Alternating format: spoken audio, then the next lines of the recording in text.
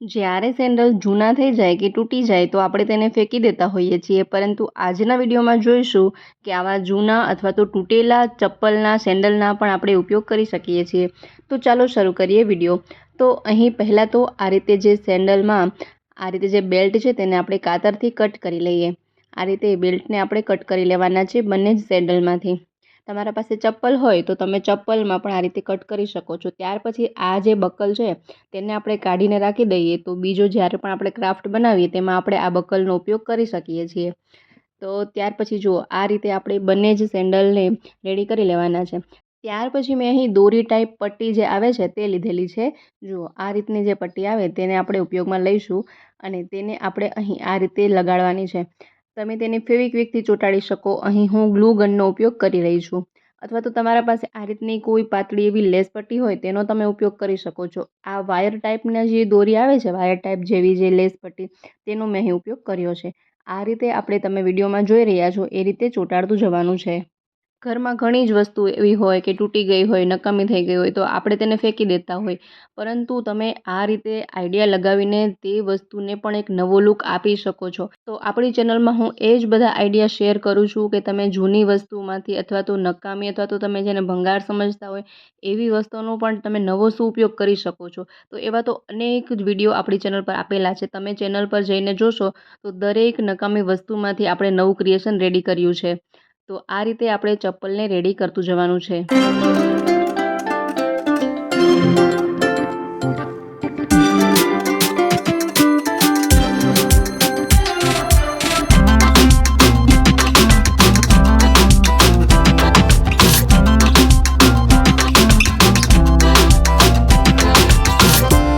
તો જુઓ, અહીં આ રીતે આપણે પટ્ટીને આખા જ સેન્ડલ પર લગાવી દઈએ।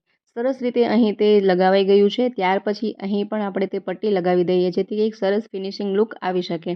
જુઓ, આ રીતે આપણે સેન્ડલને રેડી કરી લેવાનું છે।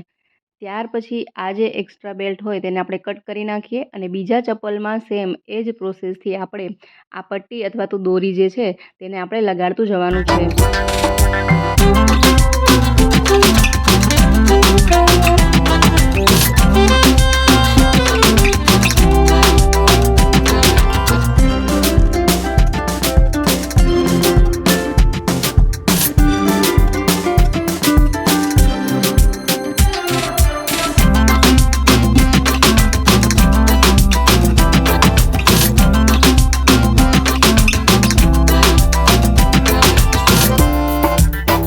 અહીં મેં બંને જ ચપ્પલને આ રીતે રેડી કરી લીધેલા છે, બંને જ સેન્ડલને।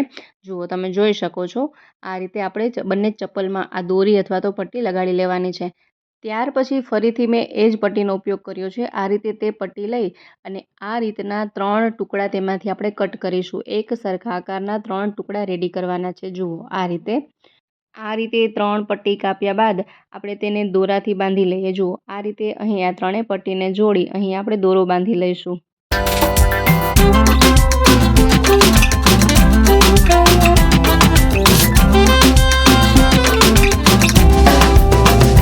દોરાથી બાંધ્યા બાદ આપણે જે રીતે ચોટલો ગૂંથતા હોઈએ તે રીતે આપણે આ ત્રણેય પટ્ટીઓને ગૂંથી લેવાની છે। જુઓ, આ રીતે ચોટલો ગૂંથીએ તેવાને ગૂંથી લેવાનું છે।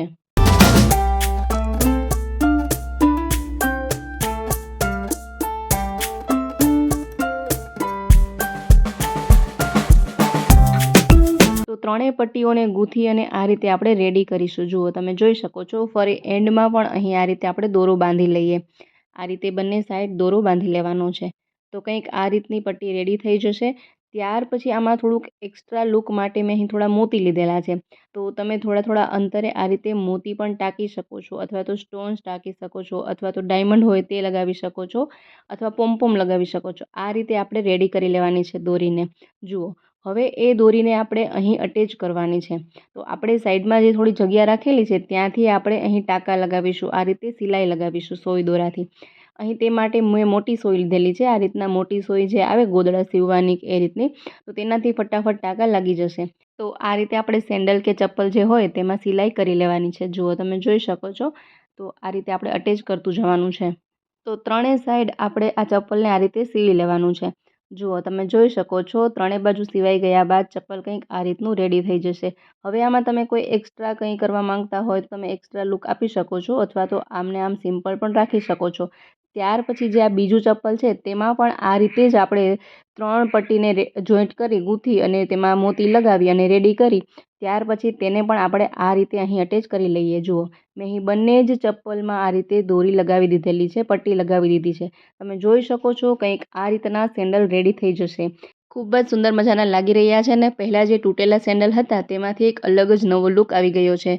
તો જુઓ ખૂબ જ સરસ મજાના લાગી રહ્યા છે. તો મિત્રો આશા રાખું છું આ વિડીયો તમને ખૂબ જ પસંદ આવ્યો હશે. વિડીયો પસંદ આવ્યો હોય તો વિડીયોને લાઇક કરો, શેર કરો તેમજ અમારી ચેનલ પર નવા હોય તો ચેનલને સબસ્ક્રાઈબ જરૂરથી કરજો. ફરી મળીએ નવા વિડીયોમાં.